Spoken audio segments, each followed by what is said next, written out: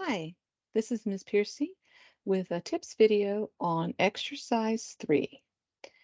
This is asking you to create a document that is formatted like a professional email that's making what we call a claim.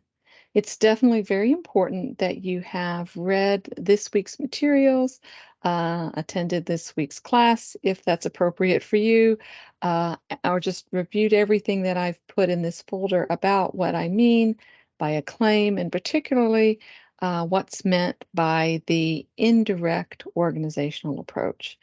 Because what you're being asked to do here is create a document that is formatted to resemble a business email, and it's coming from you to a fictional professor, Dr. Ivo Robotnik.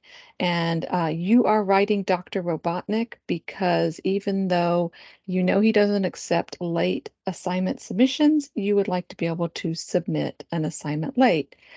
As a result, that's what we call an arguable claim. It's something that goes against allowed policy. So you have to make a case for yourself as to why Professor Robotnik should bend the rules for you.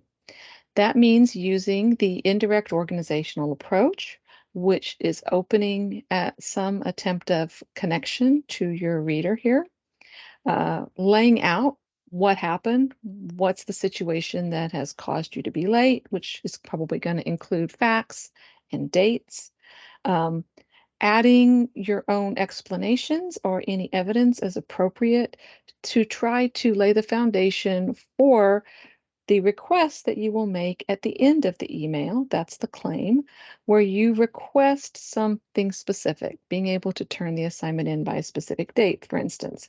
Um, so that whole sequence of information is the indirect organizational approach. There are a couple of samples that can help you with this assignment that I've posted in Canvas.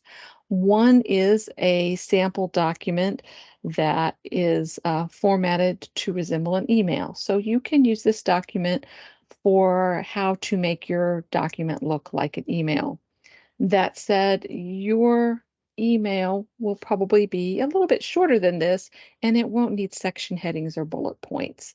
However, it will need organization into short topical paragraphs. So this can help you with the format of the document.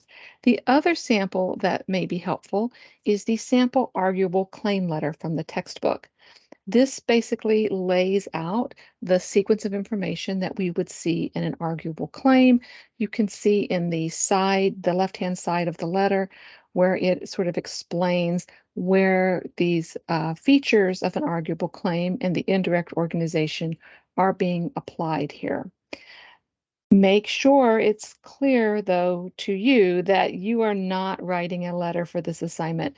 Although you are making an arguable claim, you will be formatting your document to resemble an email.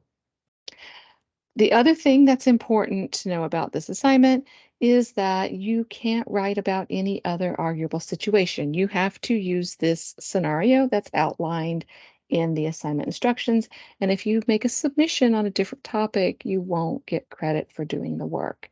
The grading criteria are listed at the bottom of the assignment page, which shows that I'm looking for email format, a professional tone, an appropriate organization, both into logical paragraphs and following the indirect organizational approach. I'm looking for specific details and explanations that would make your claim persuasive, and a clear action that you are requesting. If you have any questions about this assignment, please post them to the questions discussion forum. Otherwise, I'll be interested to read your messages and find out what terrible things happened to cause you to be late with your assignment and need Dr. Robotnik to give you an extension. Catch you later.